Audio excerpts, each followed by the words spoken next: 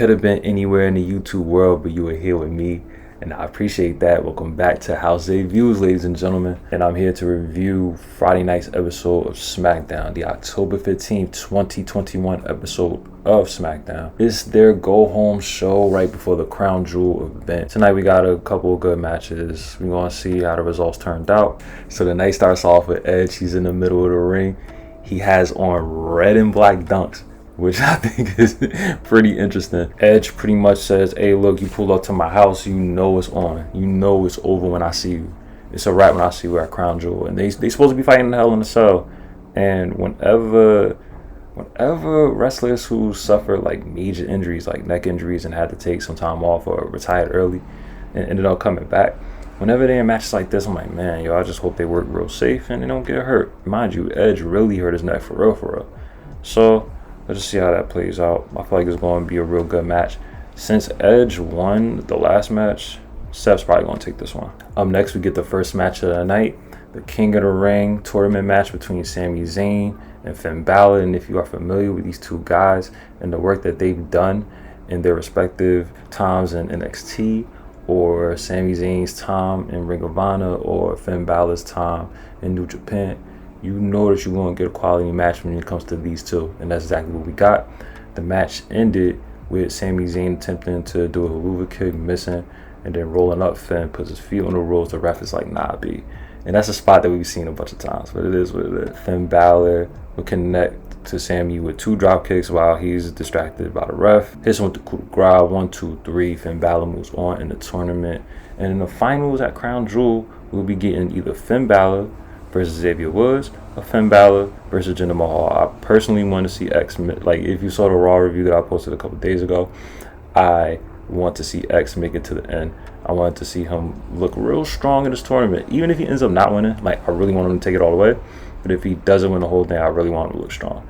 And him going against Finn, win, lose, or draw, will look awesome. So I hope he gets past Jinder Mahal. You never know what WWE is going to do. We're going into Crown Jewel. I believe it's in Saudi again. Like, I think it's in Saudi every year. So they're probably going to put Jinder in the tournament.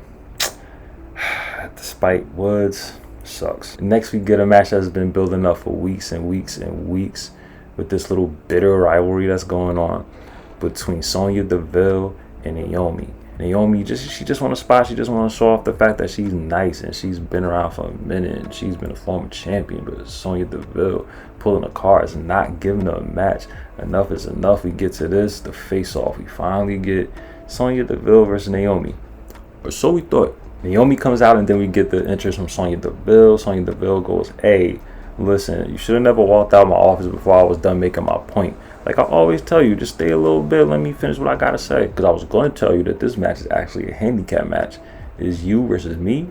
And she brings out Shayna Baszler. Shayna Baszler, who recently got drafted to SmackDown. So then we get the handicap match. And usually the people who have the advantage of the two-man advantage in the handicap match, they're supposed to tag in and out. But Sonya Deville is like, nah, baby, nah. These are tornado rules. So they was both in the ring, punching on Naomi, kicking on Naomi. Then Shayna Baszler put on a little sleeper hold, little headlock, put it down. Sonya Deville put a foot on top of Naomi, got the quick 3. And, you know, it was just a burial. I hope this payoff comes off, you know, with Naomi looking real good. You know, I hope this ends. I don't know how this is going to end. But I just hope that this ends with her looking strong. She had a little comeback during the handicap match, but for her to take an L like this, after all those weeks of build, it's not a good look. WWE, do you need more writers? Put me on. Put me on. I feel like I'll be a good writer because y'all just be throwing. I feel like y'all just be throwing whatever at the wall to see what stick. I swear. Next, we get Seth Rollins coming out and responding to Edge's promo that he had in the beginning of the night. Pretty much goes, hey, look, Edge, I'm not scared of you. I was never scared of you. I've been in more Hell in a Cell matches than you, which is an interesting stat. Because Seth's been around now, I want to say, for 8 years, 9 years. Edge has been around, well, technically, if you take both his, you know, time in WWE and put them together, I want to say it adds up to about 20 years, maybe even longer than that. But Seth pretty much saying, yo, I'm not scared. I'll see you at Saudi. Next, we get a tournament match for the Queen's Crown tournament.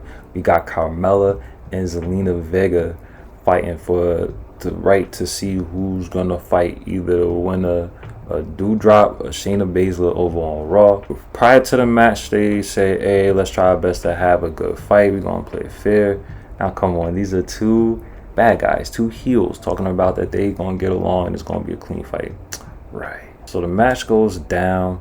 Somewhere in the match, Carmella kicks Zelina in the face. Zelina feels some type of way about it and starts punching on Carmella. Carmella rolls out the ring and she looks towards, well, she usually has two people with her little diamond mask. She has this gimmick where she's just been wearing the diamond mask in the middle of the match. This time around, she runs into Liv Morgan. She don't want no smoke with Liv Morgan. Carmella runs back into the ring. Zelina catches her on a finesse move. Schoolboy 1, 2, 3. Zelina moves on to the tournament, and she will be facing again the winner, either Shayna Baszler or Doudrop. Pretty sure Shayna's going to take the entire tournament. She calls herself the Queen of Spades already.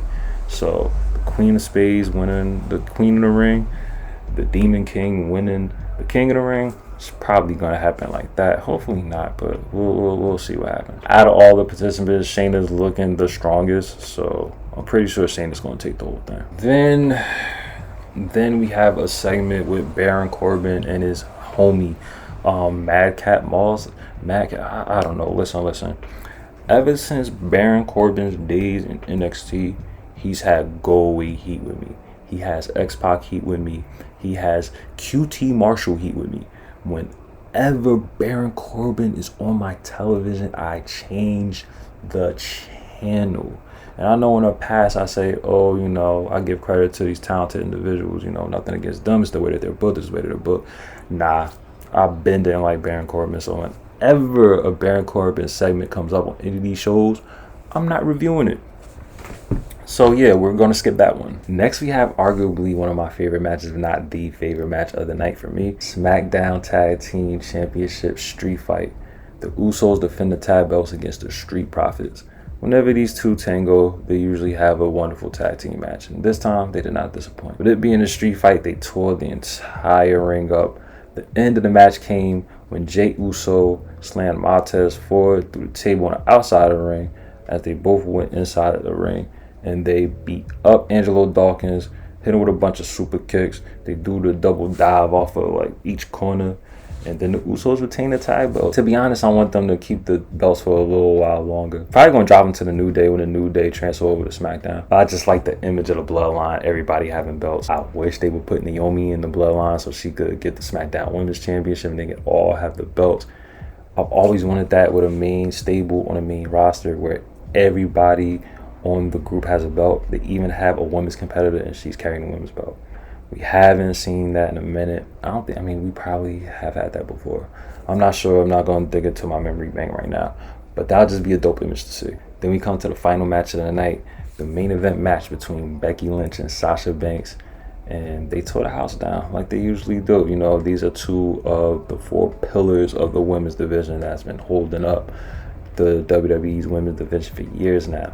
And they didn't disappoint. These two, they had a nice little back and forth match. The match ends with Becky attempting to hit the manhandle slam with Sasha reverse. Bianca Belair was outside watching this match as everything went down. And Bianca Belair tried to hit Becky with her little hair whip, but she missed. And then after she missed, Becky was distracted. Sasha Banks took this opportunity to roll her up for the win.